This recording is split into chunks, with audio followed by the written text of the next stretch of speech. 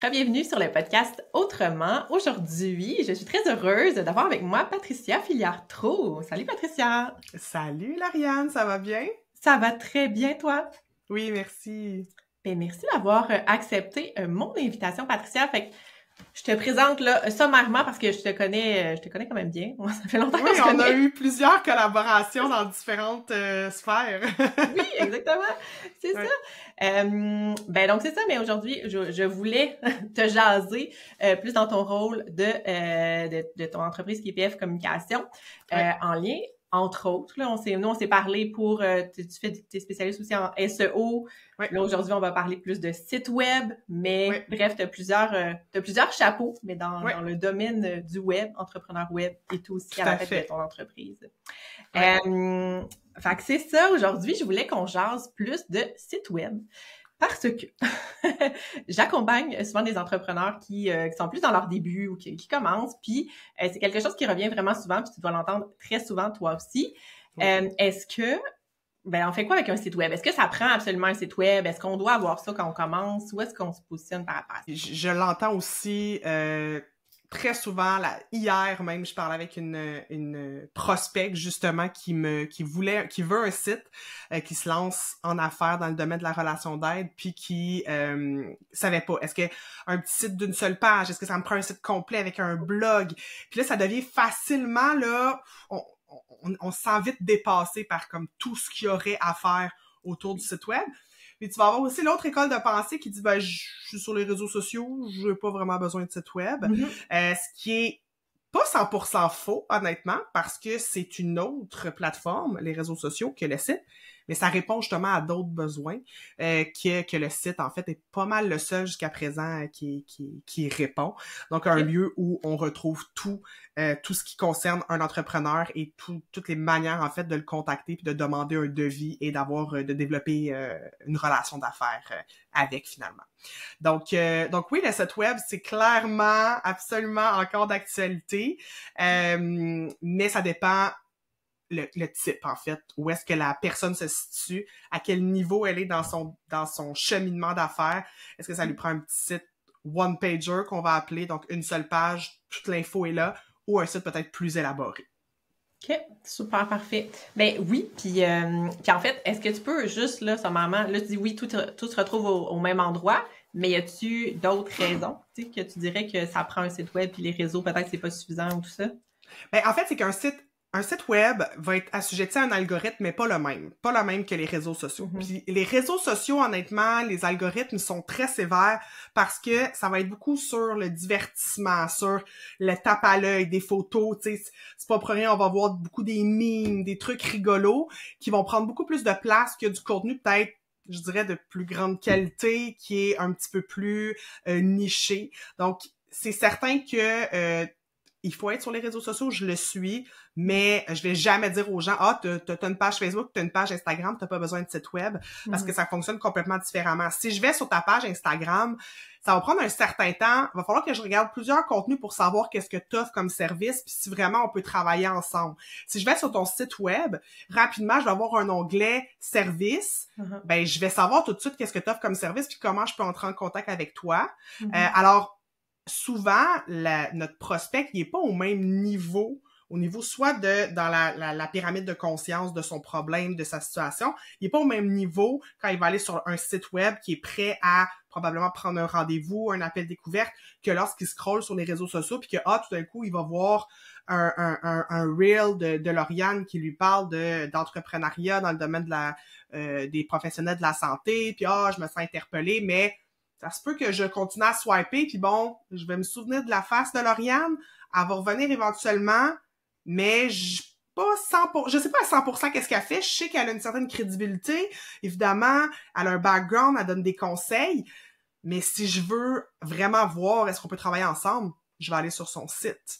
Donc, c'est sûr que la nouvelle génération magasine différemment, si on peut appeler ça magasiner, mais je pense que notre génération, les 30 ans, 40 ans, 50 ans, on est encore quand même dans cette pensée-là ou d'aller sur le site. Puis c'est rassurant aussi. Tu vas sur un site, ça amène quand même une crédibilité, ça vient asseoir, tu sais, l'entreprise. L'entreprise a pas juste créé une page Instagram gratuite, elle a acheté un nom de domaine, elle a comme pignon sur rue sur le web, et ça a apporté ça, un certain standard, si on veut. Ça veut pas dire nécessairement une espèce de gros site web extraordinaire avec tout plein de pages, une page pour chacun de tes services, avec des articles de blog à chaque semaine. Ça peut être juste tout simplement, comme je l'ai dit, un one-pager où on voit rapidement la cliente dont je te parlais qui est en relation d'aide, c'est ce je lui propose, en fait. On va créer un one-pager pour te présenter tes services, le type de clientèle que tu veux obtenir, parce que, tu sais, une thérapeute en relation d'aide va pas avoir tous les types de clientèle. Fait que, on va faire un certain filtre aussi. Ça va venir filtrer. Moi, j'aime ça dire que le site, c'est un... Excuse, si tu me vois me gratter, là, dans la version audio, vous me voyez pas, mais j'ai beaucoup d'allergies en ce moment. Fait que je me gratte le nez. Mais le site web, c'est un outil de travail. C'est un outil qui va nous permettre de qualifier des leads avec un formulaire qu'on pourrait créer, soit sur le site, soit sur une autre plateforme, puis qu'on le connecte au site. Donc, faut le voir plus que juste une vitrine. Et c'est complémentaire avec tout le reste. C'est complémentaire avec ta fiche Google My Business, ta opinion sur rue, puis t'as une adresse. Ça va être complémentaire avec tes réseaux sociaux. Ça va être complémentaire avec ton infolettre. Mais tu sais, justement, ton infolettre, les gens, ils vont où pour s'abonner à ton infolettre? Sur ton site, dans le petit formulaire d'inscription. Tu sais, donc... Tout ramène tout le temps au site web. Oui. Donc, à tout moment, dans un parcours entrepreneurial, ton marketing, à un moment donné, je vais avoir besoin d'un site web. D'une landing page, d'un formulaire, de quelque chose. Ben aussi bien, moi, en tout cas, de dire, mets-le donc sur ton site web. Plutôt que de te créer une page pour capter des adresses courriels à gauche, une autre affaire à droite, puis que finalement, il n'y a rien qui est connecté. Puis là, ben, je t'ai pas encore parlé de SEO, de référencement naturel aussi. Ça, c'est l'autre aspect. Pour sortir sur Google, ça prend un site web. Là, avec ce qu'on est en train de vivre avec ChatGPT puis GPT Search, là, où maintenant on peut se connecter sur Internet avec ChatGPT, ça va peut-être être un pas pire gros changement pour les experts SEO, pour positionner les sites web. Mais n'en demeure pas moins que Google va pas mourir demain matin non plus, là. Donc, ça, c'est s'il meurt. Il risque pas de mourir, il va se relever. Pas trop inquiète pour lui. Fait que c'est ça. OK, super. Ben oui, c'est ça. Ça fait comme partie d'un écosystème, en fait. Faut le voir. En tout cas, moi, je le vois un peu comme ça. On a plein de choses, puis le site web fait partie de cet écosystème-là. Oui, alright. Puis là, Patricia, il y a plein de... Je vais dire, il y a plein de façons, d'outils, de plateformes maintenant qui permettent de gérer ça soi-même, tu sais, de créer avec des drag and drop, ce genre d'affaires-là. Est-ce que c'est une bonne idée de se lancer un peu là-dedans par soi-même, puis de, tu sais, quand tu commences, mettons, tu sais pas trop où ce que tu t'en vas, comment tu vois ça, toi? Ben oui, totalement, c'est une bonne idée. Tu sais, moi, c'est ça que j'ai fait au début. Tu sais, en fait, au début, j'ai créé un site pour mon père, après, j'ai créé mon site à moi, puis j'ai tellement aimé ça que j'en ai fait un métier. Fait que qui je serais pour dire qu'on peut pas créer de site, tu sais, quand on n'est pas programmeur. Surtout pas là en 2024, tu sais. Moi, c'était quand même, ça fait quand même une dizaine d'années, mais oui, tout à fait. C'est juste que ce qui arrive, c'est, ce que je vais voir souvent, c'est le choix de la plateforme. Les gens vont choisir la plateforme justement pour la facilité. L'espèce de drag and drop et tout ça, comme tu le décris. Wix en fait partie, Squarespace aussi. Le problème, c'est que souvent, ce qu'on va voir, c'est que là, l'entreprise évolue, puis il y a des besoins. Puis là, on aurait besoin de connecter avec quelque chose de plus complexe. On voudrait un moteur de recherche interne ou un répertoire aussi ou ça. Puis là, on se rend compte que on peut pas le faire avec l'outil qu'on a entre les mains. Fait que c'est pour ça, je conseille WordPress à mes clients, mais toutes les autres plateformes ont leurs avantages. C'est juste qu'à un moment donné aussi, moi, je me suis spécialisée. Je peux pas toutes les connaître. Fait que je me suis spécialisée dans WordPress. Mais moi, je dirais... J'ai mon chapeau qui va dire WordPress, c'est le mieux parce qu'on peut tout faire. Mais j'ai l'autre côté qui me dit freine-toi pas à créer ton site web juste parce que, oh mon Dieu, on t'a dit de prendre WordPress. Puis quand t'as ouvert WordPress, t'as un mal au cœur. Quand t'as ouvert WordPress, t'as un mal au cœur, mais que quand t'as ouvert Wix ou une autre plateforme, t'étais super excité, t'avais le goût de te créer un site, go, vas-y. C'est sûr qu'après, peut-être que tu vas devoir déménager ton site sur une autre plateforme. Ça veut dire le refaire, malheureusement, parce qu'il n'y a pas de connexion entre les différentes plateformes. Même chose, tu sais, si quelqu'un veut une boutique en ligne avec des produits physiques, je vais dire Shopify. Mais là, si la personne a tout créé son site sur WordPress, oui, il y a WooCommerce, puis on s'entend que WooCommerce, a pas réussi à traîner ben trop de la patte par rapport à ce que Shopify peut faire. Ouais. Donc oui, il y a une petite analyse à faire au début, mais après, ça sera jamais du temps perdu parce que tu auras travaillé sur ton branding, tu auras travaillé sur tes textes, tout ça, tu sais, ça va être à toi, puis tu vas pouvoir les mettre ailleurs après. Ouais. Mais c'est certain que de tout faire seul, je pense qu'à un moment donné, on se rend compte, mais de un, le temps, là, parce que, tu sais, si tu rencontres des patients, si tu rencontres des clients, tu fais ça le soir, à un moment donné, ça vaut-tu vraiment la peine de mettre autant d'heures sur la création de ton site web, puis peut-être pas faire de prospection, pas faire d'autres choses qui vont rapporter plus à ton entreprise. C'est un peu une espèce de calcul à faire, puis chaque entrepreneur va faire son calcul ce qui est le mieux, finalement, pour lui ou elle, là. Oui, définitivement. Puis, tu sais, moi, ce que je dis souvent à mes clientes aussi, là, aux personnes que j'accompagne, c'est justement, tu sais, oui, à la limite, tu sais, pour moi, même si tu délègues le tout, justement, parce que, bon, c'est pas ta spécialité, ça va être plus long souvent, puis bref, t'as d'autres choses à faire souvent que de gosser, en guillemets, sur ton site web, puis que ça soit beau, parce que probablement que toi, ça va te prendre... je pense, 1 heure faire une petite chose qui pourrait être très simple finalement, mais que tu sais pas. Bref. Mais minimalement, de savoir un peu, quand même avoir un minimum de connaissances pour pouvoir ajuster 3-4 affaires dedans, tu sais. Totalement. Ouais. Absolument. Puis ça, tu sais, moi, c'est pour ça, entre autres, au départ, que j'ai créé ma formation pour apprendre aux gens, parce que on fait les deux chez PF. On a une formation chez PF Communication, mon entreprise. On a une formation qui apprend aux gens à créer leur site par eux-mêmes, ou on peut les créer pour vous. Puis après, vous donnez accès à la formation pour que vous puissiez être en mesure de faire les modifications par la suite. Parce que, tu sais, il y a presque plus d'agences là, qui fonctionnent comme ça, mais il y en a encore quelques-unes parce que j'en ai croisé une à un moment donné où qui disait qu'il donnait pas accès à l'interface, au tableau de bord WordPress à ses clients pour pas que le client ait joué dedans. Fait que ça veut dire que dans le fond, c'était des banques d'heures pour changer des photos, changer on a changé d'adresse ou je veux rajouter un article de blog. Ben ça, c'est vraiment plate d'empêcher ses clients. Évidemment, quand moi, les clients viennent jouer dans leur site, ben je leur dis, après, tu sais, moi, je peux pas garantir parce que s'il se passe de quoi puis que tu brises quelque chose, ben là, je pourrais pas te le réparer gratuitement. Là, ça va être une banque d'heures.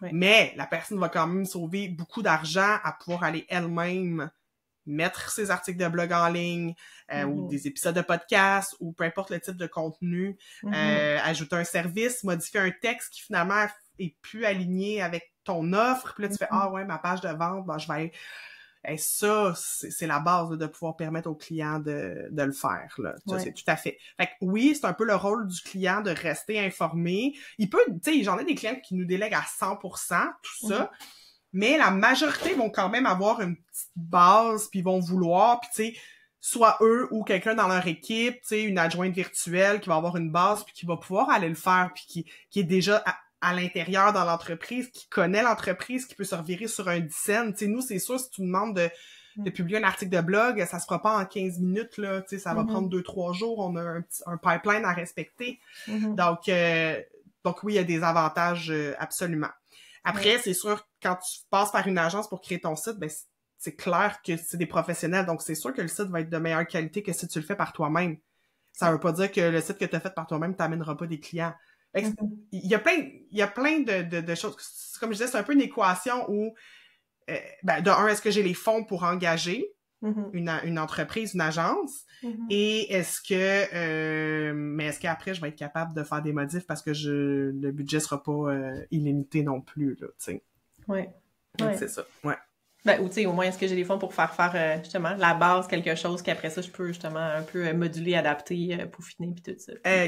Exactement. Parce que ça a beau être des outils, comme tu dis, drag and drop et autres, mais parce que, tu sais, on peut créer un site au complet sans avoir à toucher une seule ligne de code aujourd'hui, mais ça prend quand même des connaissances. Il faut savoir, il faut s'assurer qu'on upload des images qui sont légères, il faut s'assurer que le site charge rapidement, que les URL sont pas brisées. Il y a beaucoup de choses quand même à vérifier. Donc, plus on a un gros projet entre les mains, ben plus c'est complexe. Puis il reste aussi qu'il y a, moi ce que je vois aussi, c'est que tu sais, il y a minimalement une structure à respecter, que tu sais que quand tu débutes ou quand tu connais pas ça, tu sais, juste dire OK, ben je mets quoi là-dessus, je mets ça dans quel ordre, qu'est-ce qui est important, tu sais, comme la structure, les grandeurs, tu sais, comme la base même de la configuration de qu'est-ce que ça devrait avoir l'air, tu sais, mon site, pour que ça attire l'œil, que les gens aient envie de lire, que ce soit pas too much. C'est juste ça, déjà, quand tu commences, des fois, c'est juste gros. Fait que même si tu peux le faire toi-même, en glissant des titres, puis des sous-titres, puis des images, ça se peut que la structure, l'organisation, ça soit tout croche, justement, puis éventuellement, ça fonctionne pas très bien, là. Absolument, ouais, tout à fait. Good! Puis, mettons, là, tu parlais tantôt de one-pager, mais mettons, ce serait quoi le minimum, tu sais, je te dirais, mettons, en termes d'information, tu sais, qu'est-ce qu'on veut retrouver, là? Mettons, tu dis, OK, là, je pars, je commence, là, j'ai un site de base, je mets quoi là-dessus, minimum, là, pour que ça fasse du sens, mon affaire? Ouais. Ben, un one-pager, c'est sûr, va présenter l'entrepreneur, l'entreprise. Donc, on a besoin d'avoir soit une photo de l'entrepreneur ou idéalement de l'entrepreneur ou de l'équipe. C'est sûr, si on n'a pas de photo de soi ou on veut des photos peut-être de banque d'images qui vont représenter notre clientèle cible, ça peut être intéressant aussi. Mais je vais toujours recommander d'avoir, tu sais, au moins une séance photo. Tu sais, moi, je fais à peu près 1 à 2 séances photo par année de matériel pour moi, pour mes réseaux sociaux, pour mon site web. Mais l'entrepreneur qui en fait peut-être un peu moins, je dirais au moins une fois aux 3 ans, là, d'avoir une séance photo, puis de prévoir à ce moment-là aussi prendre en photo des éléments qui ont rapport dans la vie quotidienne de ton entreprise. Donc, tu sais, photo, description de l'entrepreneur, description des services. Puis là, ben, comme on est sur un one-pager, ben souvent, oui, il peut y avoir un menu, mais le menu ne mène pas vers d'autres pages du site web. Le menu mène vers des sections à l'intérieur du site, à l'intérieur de la page. Donc là, on peut penser à une section qui est un formulaire pour prendre contact. Que ce soit un formulaire directement sur le site web ou un formulaire, par exemple, Calendly ou Go Rendez-vous ou autre qu'on est venu embedder. Donc, on est venu coller, en fait, le code HTML dans la page. Ça, c'est génial aussi. Tu sais, les gens vont dire, ben, j'ai un lien Calendly. Ouais, mais ton lien Calendly, là, il y a juste Calendly dessus. Il n'y a pas en haut des photos de toi puis de ton équipe. Il n'y a pas en bas tes valeurs. Il n'y a pas le Google Maps de ton bureau.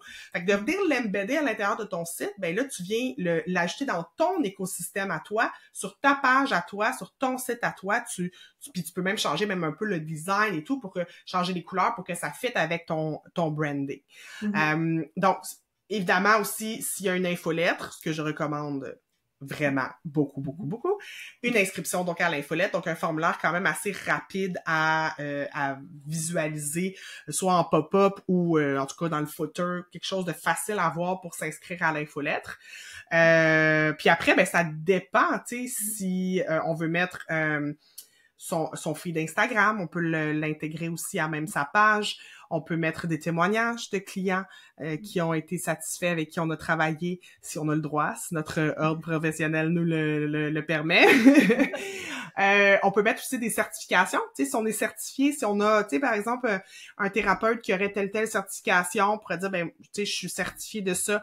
Ou mettre des logos de clients qu'on a eu dans le passé, des clients qui ont été satisfaits.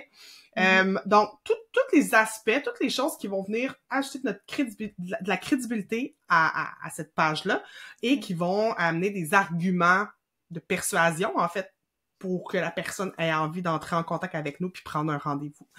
Donc, donc c'est ça. C'est sûr que un one-pager, on peut pas s'attendre à ce qu'il va sortir sur Google du jour au lendemain. Sur Google, c'est dans la première page de Google, ce qui va sortir, ça va être, selon les mots-clés qu'on cherche, ça va être, c'est sûr, des sites sur lesquels il y a des blogs, des sites qui ont beaucoup de contenu. Donc, c'est certain que faut pas s'attendre à sortir tout de suite. Par contre, plus on va nourrir notre site, plus on va l'enrichir. Fait que là, on commence avec un one-pager. Une couple de semaines plus tard, 2 mois plus tard, on crée une page avec tous les services où là, on vient vraiment les détailler. Un peu plus tard, on va créer une page pour chaque service. Ça, c'est bon pour le SEO parce que ça va créer des nouvelles pages qui vont être indexées dans Google. Donc, c'est comme un work in progress. C'est un outil, tout le temps, je le dis, un outil de travail qui va évoluer en même temps que ta business. Tu sais, moi, honnêtement, il n'y a pas une semaine où je vais pas sur mon site, sur WordPress, dans le back-end, sur le tableau de bord pour aller ajouter soit un article de blog, soit modifier des fois juste quelqu'un m'identifie un petit bug ou un terme. Je suis là, ah non, hein, je veux pas écrire ça, ou une nouvelle personne dans mon équipe. Donc, il y a de la vie sur mon site, tu sais, je le mets souvent à jour. Donc, il est pas obligé d'être... En fait, il faut pas qu'il soit toute près, toute faite d'une shot, puis après, il touche plus pendant 5 ans. Ça peut pas être ça. Donc voilà. Ouais. C'est comme, je pense, relativement une croyance qui est un peu répandue, c'est de dire, hey, il faut que je fasse mon site, après ça va être fait, terminé. Ouais. Mais tu sais, c'est pas ça la réalité, là, zéro, là. Non, exactement. Puis c'est pour ça que d'attendre d'avoir tout son matériel, puis d'avoir 10 000 photos. Tu sais, si t'as une photo de toi, pas une selfie, s'il vous plaît, là, hein, une vraie photo que quelqu'un a pris, là, un professionnel. Si t'en as au moins une, avec, tu sais, ta bio et tout ça, honnêtement, tu peux avoir un one-pager en dedans, pour vrai, d'une journée, là. C'est très rapide, là. Après, évidemment, là, dans ce contexte-là, tu prends un template, là, évidemment, là, t'as pas un design personnalisé et tout, mais, tu sais, littéralement, tu sais, le matin, t'es pas sur le web, puis l'après-midi, tu l'es, t'as un site, puis là, ben, tranquillement, pas vite, tu vas commencer à le nourrir, puis à en faire un réel outil de travail, ouais. Yes, super. Puis, petite mini parenthèse, là, justement, sur Là, on a parlé des SEO, on va pas rentrer en grand détail là-dedans parce que c'est un sujet en soi, là.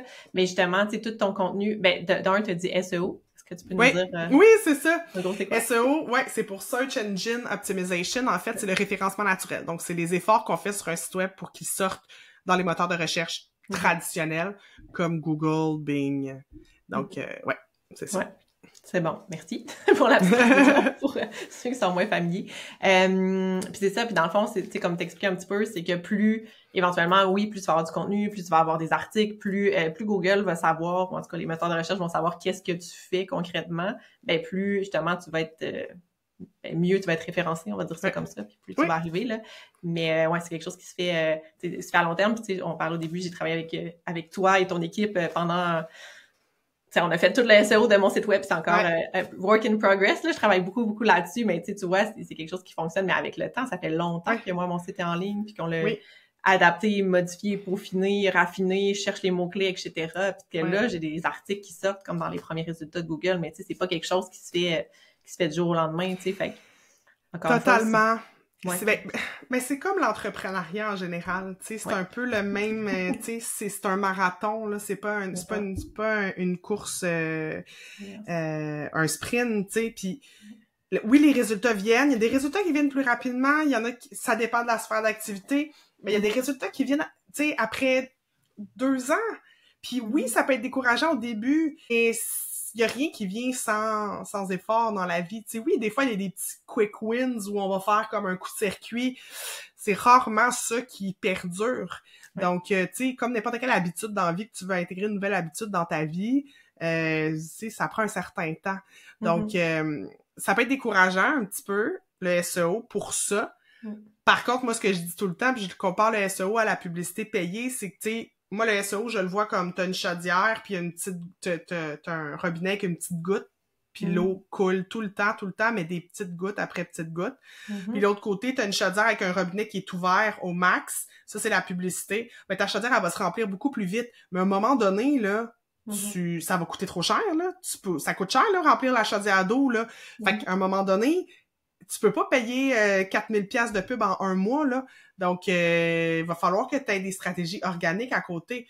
Ta chaudière, avec la petite goutte, elle va se remplir. Ça va peut-être prendre 1 an avant qu'elle se remplisse, mais elle va finir par se remplir. Donc, ça va te coûter peut-être moins cher. Quoique, c'est sûr, il faut que tu payes des experts du SEO. Mais au final, quand même, tu sais, moi, les gens qu'on a accompagnés en SEO, je dis n'importe quoi, là, mettons, c'est 1000 $ par mois. Okay? Je sors un chiffre comme ça. Mais ça va être 1000 $ par mois pendant 6 mois, pendant 1 an. Là, on peut arrêter, on regarde les résultats, on revient. Mais en pub, ça va être minimum 500 en pub Facebook, 200-300 sur Google. Puis là, il faut que tu payes la personne qui gère ta pub. Donc, tu sais, à un moment donné, je dis pas qu'il faut pas faire de pub, j'en fais, là. Mais je suis bien contente quand il faut que j'arrête ma publicité parce que là, je sens que, tu sais, financièrement, il faut que je fasse attention. Je suis bien contente de voir que mon site continue à rouler l'autre bord, là, parce que mon SEO, il a été fait. Que oui, je continue à créer des articles de blog, je continue à l'entretenir, mais la base est faite. Donc ça, ben, ça s'en ira pas, ou en tout cas, On le souhaite, là. T'sais, on sait pas, les algorithmes bougent beaucoup, mais de manière générale, quand on a bien bâti notre site, autant pour les utilisateurs que pour les robots, ben on a quelque chose de bien, là, tu sais. Yes, clairement. Puis j'avais parlé de ça dans je me souviens même plus quel épisode, au début, là, je pense épisode 4 ou 5, là, de justement la création, comment créer du contenu long, que moi, je vais recycler après ça pour tout ce qui est mes contenus courts sur les réseaux sociaux. Fait que tous mes articles de blog, mes podcasts sont recyclés pour créer du contenu. Fait que c'est de mettre plus de temps, d'énergie sur un contenu qui est plus long, mais après ça, que tu peux réutiliser pour justement créer, alimenter tes contenus qui sont plus courts. Fait que bref, en tout cas, si ça vous parle, vous irez écouter cet épisode-là. Tellement, puis c'est tellement une belle stratégie, puis en plus, avec ChatGPT, tu prends ton article de blog, tu le lances dans ChatGPT, tu dis « Fais-moi 4 publications réseaux sociaux avec les 4 grandes idées là, les plus intéressantes de ce blog-là. » Tu sais, donc oui, mais ça prend quand même le contenu long à la base aussi pour les gens qui ont envie de creuser, puis pour Google pour indexer ton site, tu sais. Ben oui. Donc, tu peux référer vers quelque chose de plus complet. Une publication, c'est le fun, mais quand quelqu'un a vraiment de l'intérêt pour le sujet, ben il a envie d'avoir plus que ça. Fait que là, tu le renvoies vers ton site.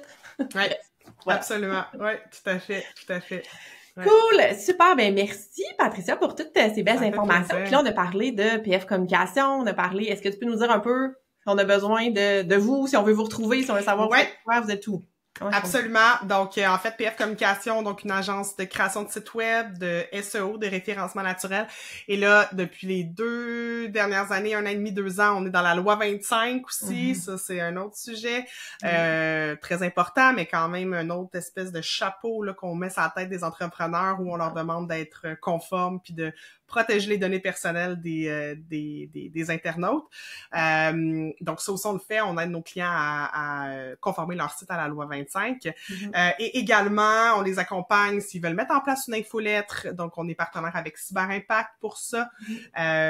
Donc, en fait, tu sais, tout ce qui navigue autour du site web. Sur les réseaux sociaux, ça, je laisse ça à d'autres gens.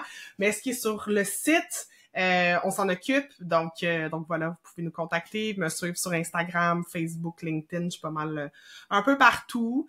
Puis voilà, puis sur mon site web, c'est assez facile, petit formulaire à remplir pour faire une demande pour travailler avec nous. Donc, voilà. Yes, super. Ben puis à la limite, travailler avec vous, aller lire le contenu aussi de ton blog, hein? Il y a plein de choses super pertinentes, intéressantes. Absolument. On essaye le plus de créer du contenu, pour le SEO, mais aussi pour rester à l'affût. Tu sais, ça nous force à rester, ça change tellement vite, à l'affût de tout ce qui se passe dans notre domaine. Et on a des formations aussi. Donc, pour chacun des services qu'on offre chez PF Communication, on a une formation. Donc, si quelqu'un veut commencer par la formation, plus petit budget, veut faire les choses un peu par elle-même, c'est possible aussi. Donc, ça, on trouvait ça important. C'est autant une stratégie d'affaires pour pas perdre de clients, mais c'est aussi une stratégie pour répondre à des besoins différents parce que c'est pas tout le monde qui a 5-10 000 à mettre sur une grosse plateforme versus peut-être un one-pager que la personne serait capable de faire via une formation. Donc, voilà. Excellent, super. Ben, de toute façon, je vais mettre tous les liens pertinents dans les notes de l'épisode et sur mon site web. Yes, oui! Oui, c'est ça, parce qu'un podcast, ça, c'est de la création de contenu. On met ça sur notre site, absolument. Yes, définitivement. Super, ben merci beaucoup, Patricia, pour ton temps. Je te souhaite une belle journée. Ça fait vraiment plaisir. Bye!